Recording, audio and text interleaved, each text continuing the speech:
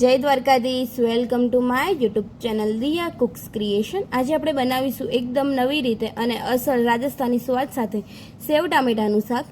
સેવ ટામેટાનું શાક બનાવવા માટે મેં અહીંયા 3 થી 4 મોટા ટામેટાને ઝીણા ચોપ કરીને લીધા છે અને અહીંયા મેં મોટી સાઈઝની ડુંગળીને પણ ઝીણી ચોપ કરીને લીધી છે અને અહીંયા મેં 9 થી 10 કળી જેટલા લસણને આ રીતે ચિપ્સની અંદર કટ કરી લીધા છે। હવે મેં અહીંયા 2 ટામેટાને આ રીતે વચ્ચેથી હાફ કટ કરીને લીધા છે અને અહીંયા મેં શાક વઘારવા માટે પેન ગરમ કરવા મૂકી દીધી છે। પેન ગરમ થાય ત્યારબાદ તેની અંદર 2 મોટી ચમચી જેટલું તેલ એડ કરી લઈશું અને તેલ ગરમ થાય ત્યારબાદ તેની અંદર 1 મોટી ચમચી જેટલું જીરું એડ કરી જે લસણની ચિપ્સ બનાવી છે તે લસણની ચિપ્સ અને 3 થી 4 સૂકા લાલ મરચાં એડ કરી તેને સારી રીતે સોંતે કરી લઈશું જેથી કરીને લસણની કચાશ દૂર થઈ જાય। અને હવે તેની અંદર ઝીણા ચોપ કરેલા મરચાં એડ કરી દઈશું। અહીંયા મેં 3 થી 4 લીલા મરચાં લીધેલા છે। તમે મરચાં તમારી તીખાશ પ્રમાણે વધારે કે ઓછા કરી શકો છો અને તમને મરચાં ન ભાવે તો તમે મરચાંને સ્કીપ પણ કરી શકો છો।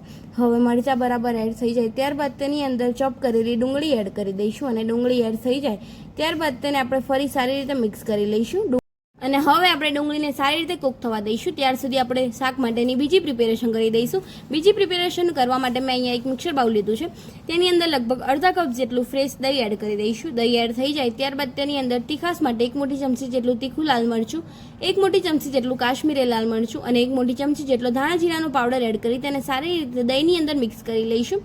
આ રીતે તેને બરાબર દહીંની અંદર મિક્સ કરી લઈશું અને દહીંને આ રીતે સેવ ટામેટાના શાકની અંદર એડ કરવાથી તેનો સ્વાદ બહુ જ સરસ આવે છે। તમે જોઈ શકો છો આ રીતે દહીંની અંદર મસાલાને મિક્સ સારી રીતે કરી લઈશું જેથી કરીને તેની અંદર કોઈ જ પ્રકારના લમ્સ કે ગાંઠા ન રહી જાય અને તે સારી રીતે મિક્સ થઈને તૈયાર થઈ જાય।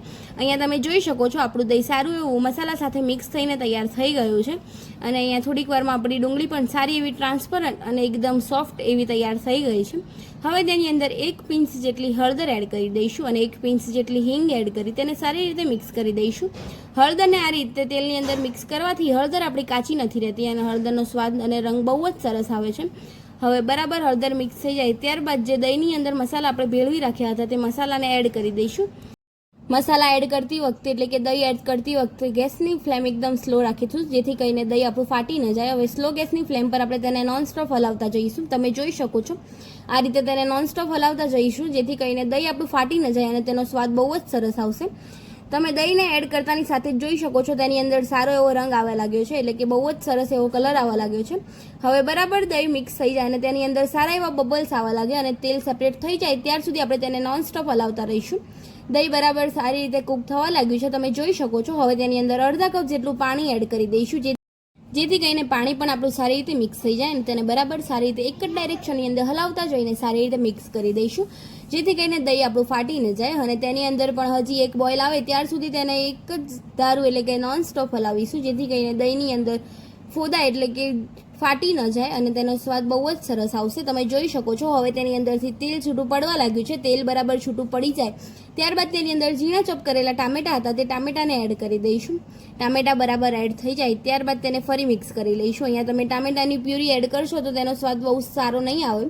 આ રીતે તેના પીસીસ એડ કરીશું। હવે તેને બરાબર સારી રીતે મિક્સ કરી લઈશું જેથી કરીને દહીંના ગ્રેવીની અંદર ટામેટા બરાબર મિક્સ થઈ જાય। તમે જોઈ શકો છો હવે તેની ઉપર ફરી ટેસ્ટ પ્રમાણે મીઠું એડ કરી દઈશું। ટામેટાની ઉપર તરત જ મીઠું એડ કરવાથી ટામેટા આપણા ફટાફટ કૂક થઈ જાય છે અને એકદમ સોફ્ટ એવા તૈયાર થઈ જાય છે। તમે જોઈ શકો છો આ રીતે તેને મિક્સ કરી તેને બરાબર સારી રીતે કૂક થવા દઈશું અને હવે ટામેટા મિક્સ થઈ જાય ત્યારબાદ તેને ઢાંકીને થોડીક વાર માટે કૂક થવા દઈશું।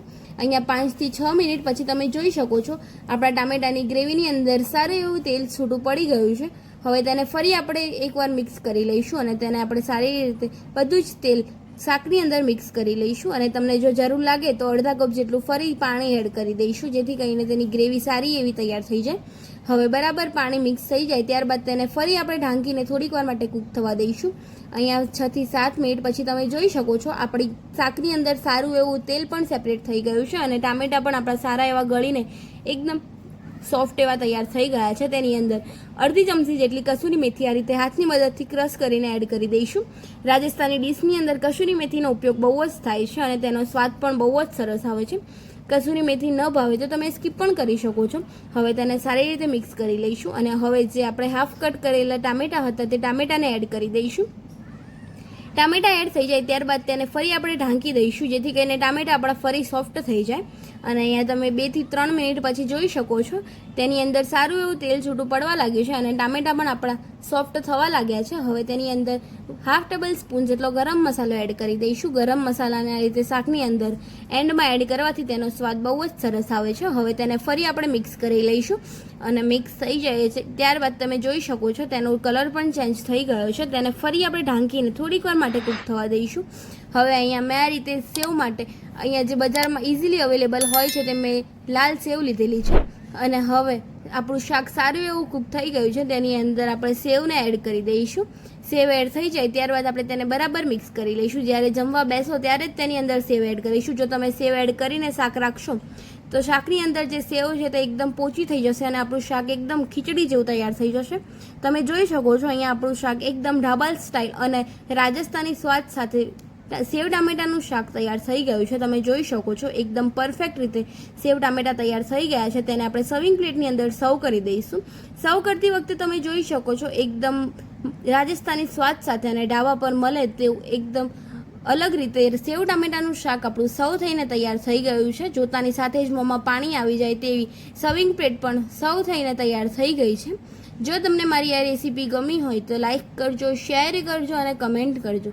કમેન્ટ બોક્સમાં મને જરૂર જણાવજો કેવી લાગી મારી આ રેસીપી. અને હા, મારી ચેનલ પર જો નવા હોય તો ચેનલને સબસ્ક્રાઈબ કરી દેજો અને બેલ આઇકન જરૂર દબાવજો.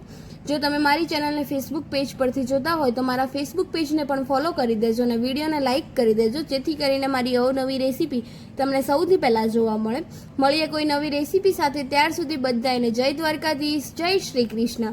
અને હા, અહીંયા સ્ક્રીન પર મારી જ રેસીપીના એટલે કે મારી જ ચેનલના બીજા પણ વિડીયો જોવા મળતા હશે તેને ક્લિક કરીને તમે મારી બીજી રેસીપી પણ જોઈ શકો છો.